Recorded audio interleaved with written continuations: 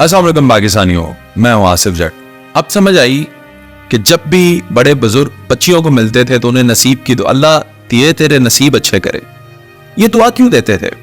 क्योंकि बेटियों के नसीब जो हैं वो अल्लाह ही अच्छे करे तो होते हैं, वरना दुनिया में ऐसे ऐसे अजीबो गरीब शख्स पाले पड़ जाते हैं कि जीना मुहाल हो जाता है। आप ये वाकया देखें, लाहौर निस्बत रोड का वाकया है कि साले की शादी थी, बहनोई साहब को प्रोटोकॉल चाहिए था।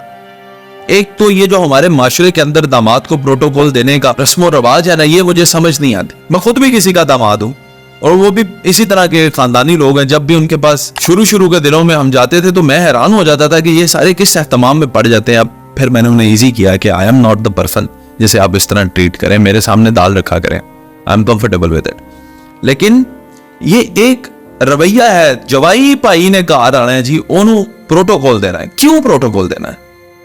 क्या तीर मार के आ रहा है वो?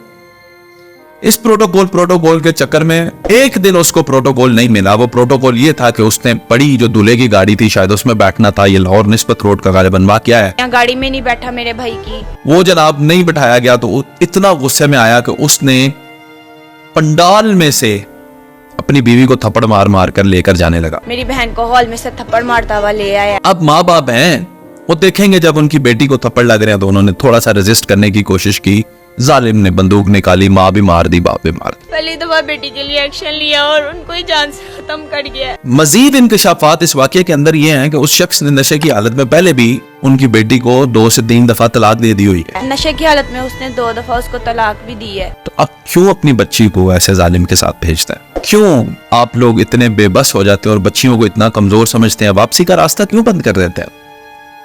क्या बच्चियां सिर्फ इसीलिए होती हैं वो जाएं कुट्टे खाएं, मारें खाएं, चाहे जो मर्जी हो, बस ठीक है।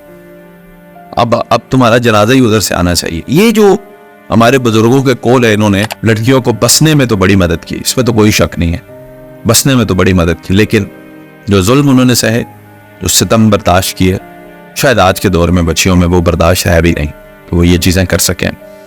इंतहाई अफसोसनाक वाकया। ये हमारे माशरे का अलमिया है, ये इस माशरे की बोलती हकीकत है कि ऐसा ही है, बस हमने सब अच्छा दिखा रखा है। सब अच्छा नहीं है। माशरे को तहजीब सीखने की जरूरत है, रिश्तों को संभालने की जरूरत है, बड़ों को बड़ों वाला किरदार अदा करने की जरूरत है। कितने जुल्म सहे होंगे उस वालिदैन ने जो आज इस दुनिया में नहीं है, इससे पहले भी अपनी बेटी की मत में, लेकिन लब चुप रहे, सिले रहे।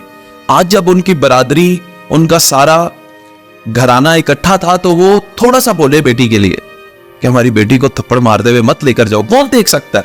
अब एक जानवर पे ऐसा तशद्दुद करें, इंसान नहीं बर्दाश्त कर सकते। लेकिन आज के दौर की एक सच हकीकत यह भी है कि आज के दौर में इंसान जो है वो जानवरों से बदतर है। लोग तो कहते हैं सांप के डसने से जहर आता है इंसान के जिस्म, लेकिन इंसान के डसने से भी जहर, इंसान की जुबान में जहर, इंसान के हाथ में जहर, जिससे वो जहर आलूद करता है दूसरे लोगों को। मार मार के जब वो घसीट कर लेकर जा रहा था तो माँ बाप क्या कहते बेचारे? यही तो कहते हैं कि भाई क्यों कर रहे हो, ये ना मारो हमारी बेटी को। तो कौन होते हो मुझे रोकने वाले? मैं अपनी बीवी को मार। 2 बंदे फारिग कर दिए उसके माँ बाप। अब आप मुझे ये बताएं कि जिन्होंने आंखों के सामने वो वाकया देखा, वो जो लड़की है वो कैसे रहेगी उस शोहर के साथ, उनके बच्चों का क्या बनेगा? अब उसके साले उसके साथ क्या रवैया इख्तियार करेंगे? और कानून नाफिज करने वाले इदारे अगर मुतारिक ना हुए, अगर सही तरह से फैसला ना हो सका, तो फिर ये एक और मजीद नई जंग छिड़ेगी। This is how it is.